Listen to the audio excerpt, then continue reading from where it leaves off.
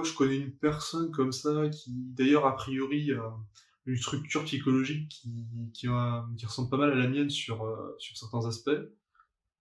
Heu et heu et qui a eu l'air, faisait part récemment qu'elle avait vécu des trucs, qui étaient vraiment pas cool, quoi. C'est limite de la décompensation, psychotique, comme on dit. C'est-à-dire, le psychisme qui commence à s'effondrer, quoi. Et ça, je l'interprète comme, peut-être, alors il y a sûrement plusieurs raisons, hein, tout n'est pas monocausal. D'ailleurs, rien n'est, véritablement monocausal, dans le monde, mais je l'interprète notamment comme, peut-être que là, il y a eu une dose de relativisme un peu trop importante qui a été, intégrée un peu trop vite, alors que c'est peut-être pas vraiment ce dont cette personne avait le plus besoin à ce moment-là. Et du coup, bah, si tu fous une grosse dose de relativisme dans la tête de quelqu'un qui, a besoin de se raccrocher à un certain nombre de choses pour se rassurer, bah, tu vas avoir des gens, en fait, qui, vont plonger dans l'angoisse, l'anxiété, dans une certaine forme de nihilisme, hem, voire, il y a des gens qui, il y a des gens trop identifiés à leur cognition, à leur modélisation du monde et à leur mental en général et à ce qu'ils comprennent du monde que, une trop grosse dose de relativisme, ils peuvent commencer à avoir l'impression que leur être se dissout, quoi. C'est-à-dire qu'on va arriver avec des gens qui, ouais, c'est ça, qui vont développer quasiment des troubles cliniques. C'est quelque chose qui peut arriver, hein. Alors en général, le cerveau est bien foutu, c'est-à-dire que justement, la plupart des gens, si ce qu'on a à leur proposer risque de provoquer ce genre de choses, bah, ils vont me dire: «Non mais attends, franchement tu racontes n'importe quoi, machin, moi je vais t'expliquer, de toute façon la démarche scientifique c'est ça et ça et quoi que tu fasses, tu vas rien pouvoir leur expliquer» et justement, peut-être qu'en fait c'est très bien parce qu'ils sont en train de s'éviter une décompensation, psychotique, donc génial quoi! Qu'est-ce que j'ai envie de dire de plus? Mais dans certains cas, les gens arrivent à y aller quand même et a priori, je parle de quelqu'un qui a réussi à y aller dans une certaine mesure, mais c'est compliqué, quoi. Déjà pour moi, ça a pas été très simple à certains moments, mais pas à ce niveau-là, quoi. Heureusement. Et je défends pas non plus du tout une vision, du monde qui consistera à dire: «Ça va être dur, mais c'est pas grave, allez-y, machin, faut s'accrocher, serrer les dents». Ah non, non, pas du tout, hein. Moi franchement, si ce sera forcément un peu dur, mais si vous commencez à sentir que ça vous fait vraiment pas du bien du tout, et qu'en fait vous vous sentez plus aliéné et moins libre, que l'état dans lequel vous étiez avant de commencer à aborder ce que j'ai à proposer, n'y allez pas, hein, faut pas forcer, je veux dire vraiment, enfin, je je dramatise un peu, je veux dire, je veux dire, enfin, la plupart des gens, comme je dis, en fait, tous les gens passent par différentes étapes et voilà, les gens deviennent des adultes et ils y arrivent, donc voilà, ça va pas non plus forcément vous arriver, hein, puis de toute façon, en général, on le sent venir quand même, mais bon, voilà, c'est serious business, quoi, c'est pas rien, quand même. Voilà, après, il y a des gens qui vont peut-être se dire en entendant ça, «Ouais, mais quand même, ça ressemble beaucoup à une espèce de dérive sectaire ou un truc sectaire, ton truc», moi, une secte, je sais pas vraiment ce que c'est, une dérive sectaire non plus. En revanche, si vous pensez ça se trouve, vous avez très bonne raison de le penser, donc ce serait dommage, en fait, de bloquer uniquement sur ce genre de truc, mais ouais, peut-être que c'est votre système nerveux qui est en train de vous protéger et ouais, j'ai envie de vous dire tant mieux, hein, peut-être que vous avez tout à gagner à vous dire que c'est un truc sectaire et puis au fond, moi, j'en sais rien, voilà, je veux dire, comme je dis, je sais pas ce qui n'est ou n'est pas sectaire, ou si ça se trouve ça l'est, hein, vous savez, après, moi, je vois quand même des gens qui globalement sont, ouais, plus libres, plus épanouis et alors, faut faire attention, je dirais pas que, le signal comme quoi, c'est positif pour vous et vous êtes dans la bonne voie, ce serait que ce soit agréable pour vous, que ça vous rende plus heureux ou quoi. Parce que justement, il y a il y a plein de processus, sectaires ou qu'on pourrait qualifier comme tels, où justement on va avoir des gens qui, qu'on prenne plein dans la tronche et puis ils vont arriver dans des groupes comme ça, et d'un coup tout le monde est gentil avec eux, tout le monde leur fait des câlins, et du coup c'est très agréable et peut-être qu'au moins pour un temps, ils vont se sentir beaucoup plus heureux et tout. Mais peut-être qu'ils vont se sentir plus heureux et en même temps ils vont perdre des degrés de liberté, donc à la limite je dirais que l'élément important serait plutôt, est-ce que vous êtes en train d'être aliéné ou est-ce que vous gagnez en liberté et en autonomie? Et là, c'est peut-être comme ça qu'effectivement, on pourrait faire la différence entre ce qui relève du sectaire et ce qui n'en relève pas.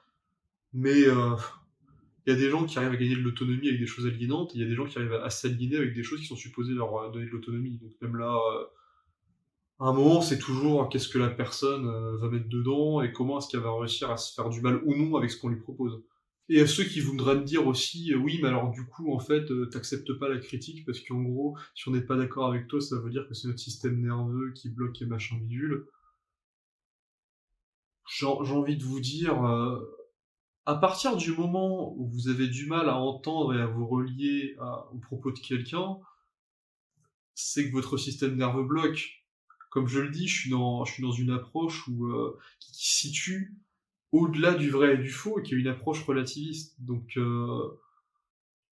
dans une approche relativiste, ça n'a pas beaucoup de sens de dire à quelqu'un qu'il a tort. Après, ouais, ça se trouve, c'est juste un truc auto-validant, donc ça m'arrange bien quelque part, et on peut tout à fait aborder ce que je dis, mon propos, mon travail, justement dans un paradigme qui n'est pas relativiste, où le vrai et le faux, ça a du sens, et donc du coup, on peut être parfaitement légitime à dire que je raconte n'importe quoi. Ok, après, c'est pas mon approche, et dans mon approche, si vous dites que quelque chose est faux, quoi que ce soit, hein, même la terre plate ou j'en sais rien, bah, c'est que oui, il y a un truc qui bloque, quoi. C'est qu'il y a une perspective, qui vous dérange. Voilà, vous êtes pas confortable, par exemple, rien qu'avec le fait de vous mettre dans la perspective 2 secondes de quelqu'un qui est platiste, quoi. Ce qui ne veut pas dire être d'accord avec lui, ça veut juste dire se mettre dans sa perspective. Mais en général, les gens confondent les 2 justement, ils pensent que s'ils se mettent dans la perspective de quelqu'un, ça veut dire qu'ils vont adhérer et tout, et dans quelque chose d'un peu de sectaire, de dogmatique et tout. Bon, pas forcément, mais voilà, si ça bloque, ça bloque. Moi, j'ai envie de vous dire, c'est c'est concret, c'est quelque chose qui s'observe même au-delà de considérations purement intellectuelles et mentales, quoi. Une personne bloquée, ça se voit même physiquement. La personne est bloquée, quoi. Et ça résiste, c'est tendu, quoi. C'est tendu dans les paroles, c'est tendu dans les actes, c'est tendu dans le corps, quoi. Voilà, c'est tendu, c'est tendu. Moi-même, il y a des moments, là, quand je suis devant la caméra, je suis un peu tendu, quoi. Peut-être que certains le perçoivent, mais voilà, c'est pas quelque chose qui va faire d'idéologie ou quoi, c'est juste, il y a une tension, quoi, c'est tout. Il y a un certain nombre d'œuvres de fiction qui ont décrit, on va dire, ce genre de changement de paradigme et le fait d'avoir l'impression de s'extraire justement d'un monde qu'on pensait vrai alors qu'il était illusoire, pour arriver dans quelque chose de totalement différent, de totalement bouleversant. J'ai parlé de Matrix, il y a aussi Alice au pays des merveilles qui, dans une certaine mesure, décrit ça. Il y avait aussi un film qui s'appelait Le Passeur, qui parle d'une espèce de société dystopique où en fait les gens se sont, via différents procédés, notamment des procédés chimiques, c'est-à-dire qu'en fait ils sont drogués à longueur de journée, quoi. En fait, ils vivent dans un monde en noir et blanc où tout le monde est apaisé, il y a pas de conflit du tout, et par contre les gens, ils ont quasiment aucun vécu émotionnel, quoi. Toutes les émotions fortes, ils peuvent plus les ressentir. Donc ils vivent dans une espèce de truc qui est très très bien réglé, très voilà, mais où en fait intérieurement ils sont morts, quoi. Et donc le passeur, ça parle de quelqu'un qui en fait est naturellement résistant aux drogues et aux machins qu'on essaie de lui injecter. I always felt like I saw things differently, saw things other people didn't.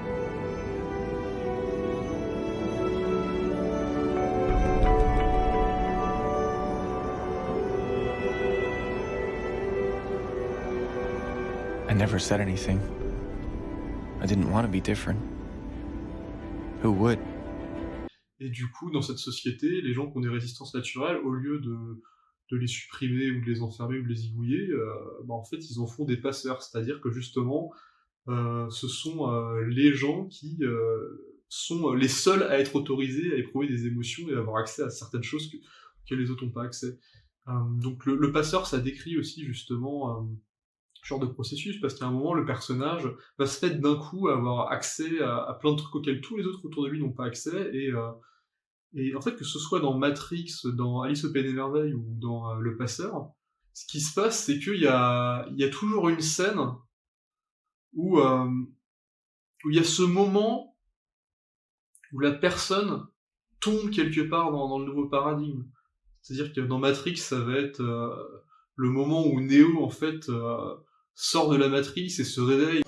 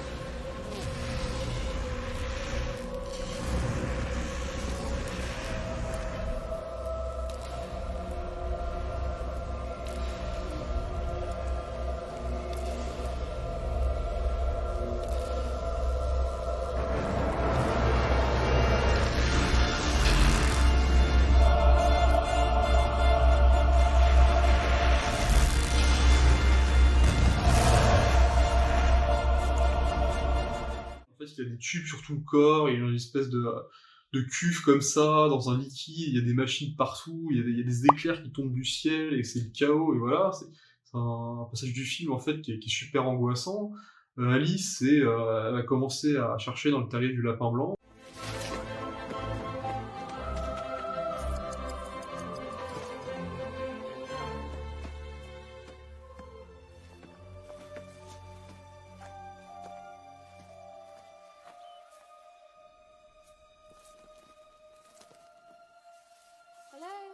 Et, en fait, au début, elle pense que c'est juste c'est un terrier un peu profond, mais bon, c'est un terrier de lapin.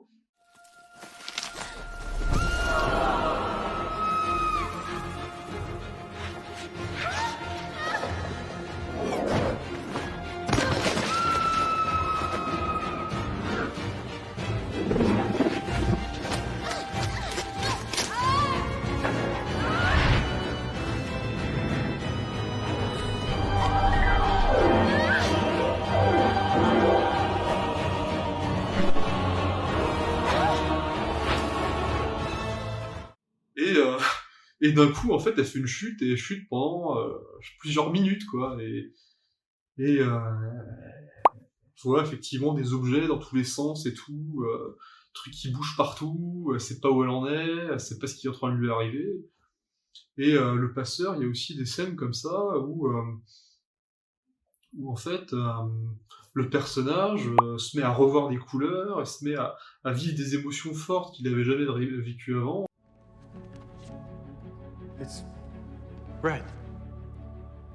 Just like her hair. Yes, there's red, green, blue, many different colors. But our people, they chose to do away with all of them. Voilà, c'est quelque chose qui est décrit dans plein de trucs en réalité. Je suis sûr qu'il y a sûrement aussi des mythes qui parlent de ça. Mais dans tous les cas, c'est quelque chose qui est déstabilisant et qui n'est pas du tout agréable. Ou alors, si c'est agréable, ça se fait après, ou alors c'est une partie du truc, mais c'est surtout un gros bouleversement, et on passe vraiment de quelque chose qui était assez stable et assez sécure à quelque chose où c'est le bordel complet, quoi. Donc voilà, moi j'ai pas envie de vous prendre en traître. Si vous commencez à graviter dans le terrier, je peux vous dire que le terrier, il est sacrément profond et que vous allez faire une belle chute. Et peut-être qu'en bas, la première salle dans laquelle vous allez vous retrouver, elle s'appellera Metadoxa, et je pourrais commencer à vous expliquer un peu où est-ce que vous avez atterri. Mais Si vous avez pas envie de tomber, vous pouvez aussi très bien ne pas suivre le lapin blanc. C'est tout aussi bien.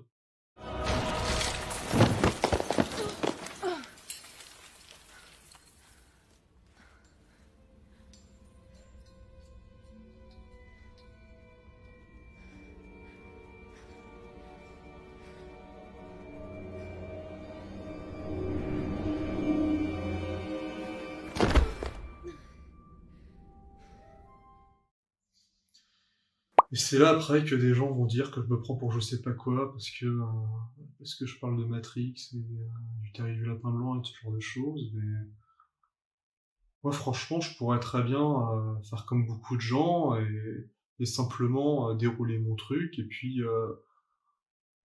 laisser les gens gérer le truc au fur et à mesure et gérer les surprises comme elles viennent, hein.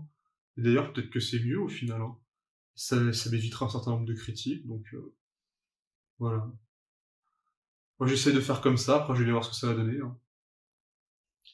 Surtout que si ça se trouve, hein, il est tout à fait possible qu'il existe aussi des terriers du lapin blanc en cuisine ou en sport ou je sais pas, ou peut-être même, peut-être même dans le monde de la pornographie, moi j'en sais rien. Après tout, on peut se spécialiser dans tout et n'importe quoi, donc à un moment, C'est la levrette de votre vie.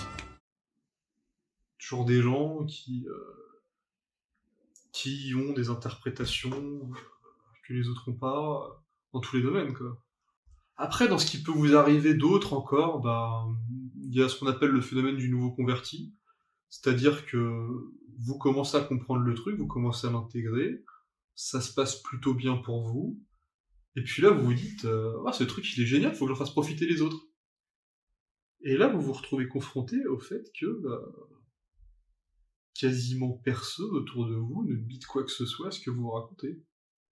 Et et on va retomber sur ce que je disais tout à l'heure, c'est-à-dire que déjà vous allez vous bouffer, toute la violence de votre entourage que vous voyiez pas avant, et vous allez vous bouffer le fait que, visiblement, ils sont pas prêts d'en sortir, même si vous essayez beaucoup. Vous allez bouffer le fait que, quand vous essayez vraiment de vous faire comprendre, en général, ça génère à peu près l'effet inverse que ce que vous essayez de provoquer, c'est-à-dire que les gens vont être plus violents, plus agressifs, ils vont pas se sentir bien et tout, mais en fait, pour toutes les raisons que j'ai expliquées avant. C'est-à-dire qu'en général, les gens sont très bien où ils sont, et ils ont absolument pas envie qu'on les bouge, et ils ont bien le droit, et ils ont bien raison.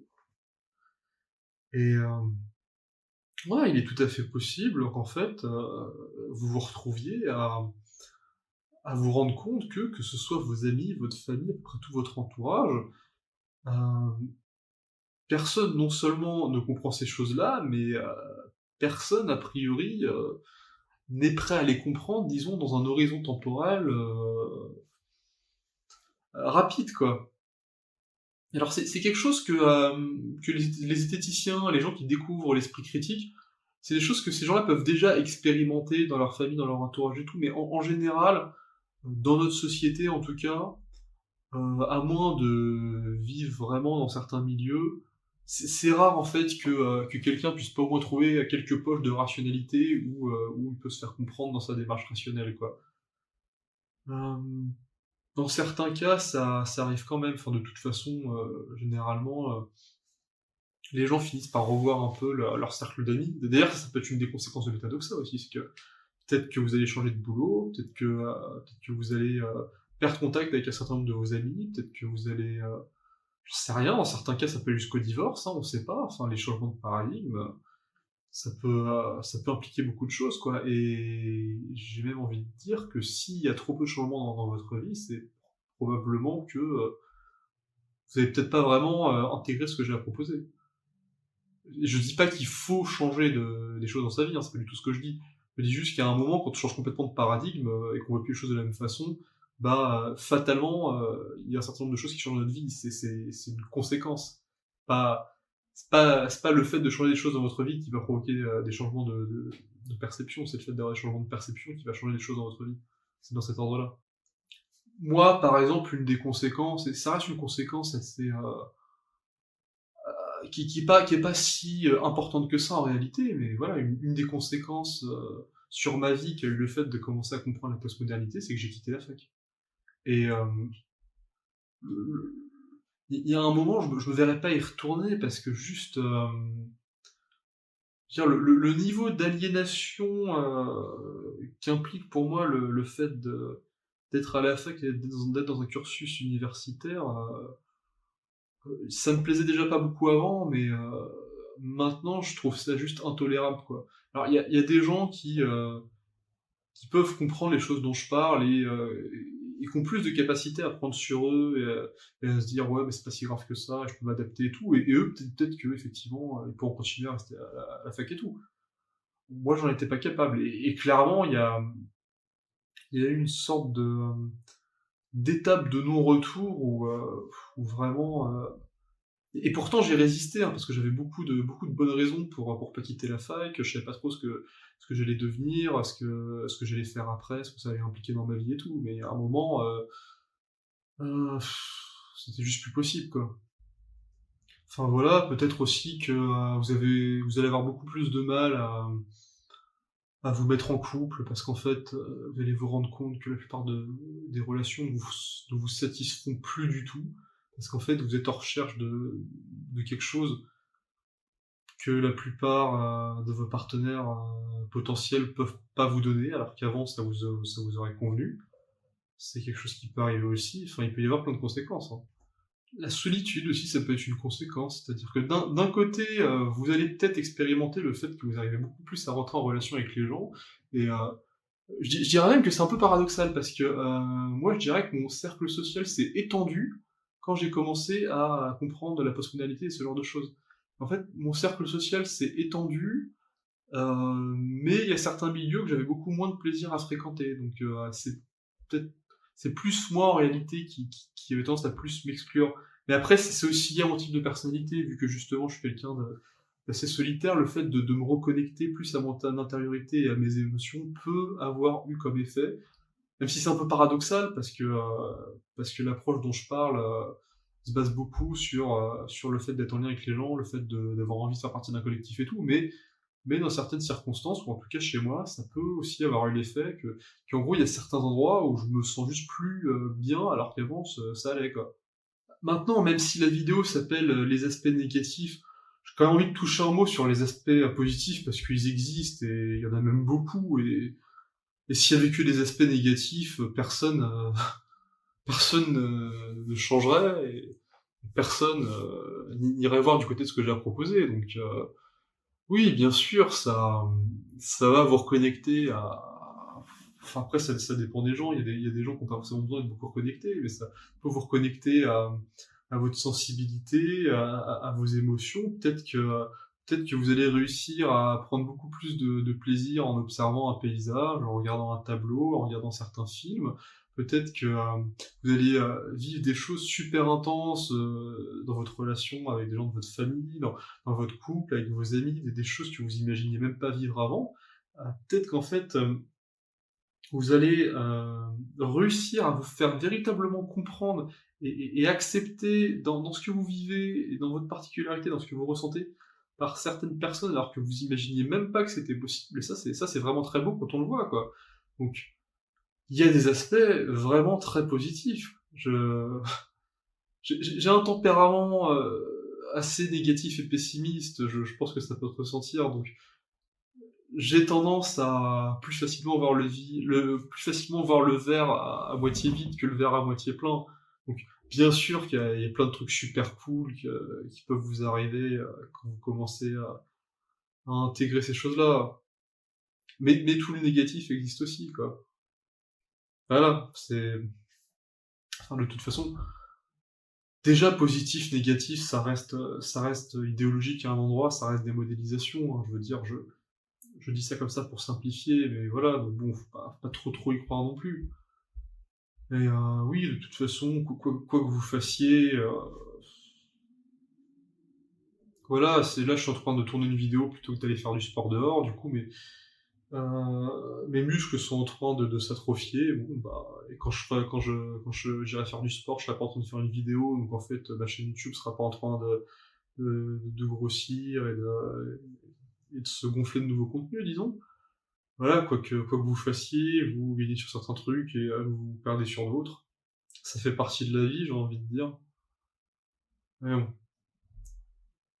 En tout cas, maintenant, Maintenant que vous avez vu cette vidéo, vous savez à peu près à quoi vous attendre et d'ailleurs sans doute que vous aurez l'agréable surprise de vous rendre compte qu'en fait beaucoup des choses dont je parle en fait, vous les avez pas vécues, ou alors c'était vraiment pas spécialement grave et peut-être aussi qu'il y a beaucoup de trucs dont je parle pas, que vous allez vivre, voilà, c'est la vie aussi, hein, on sait jamais exactement ce qui va se passer avant que ça se passe et je pense que je ferai en sorte de rendre cette vidéo assez visible pour les gens qui débarquent sur ma chaîne et qui découvrent mon contenu, comme ça, bah, ils pourront pas dire qu'ils savaient pas à quoi s'attendre. Voilà, je pense que j'ai fait un peu le tour. Allez, bonne continuation et ciao internet. Et vous inquiétez pas, de toute façon, si vous arrivez à vous écouter un minimum et que vous faites pas violence, ça a pas de raison de mal se passer.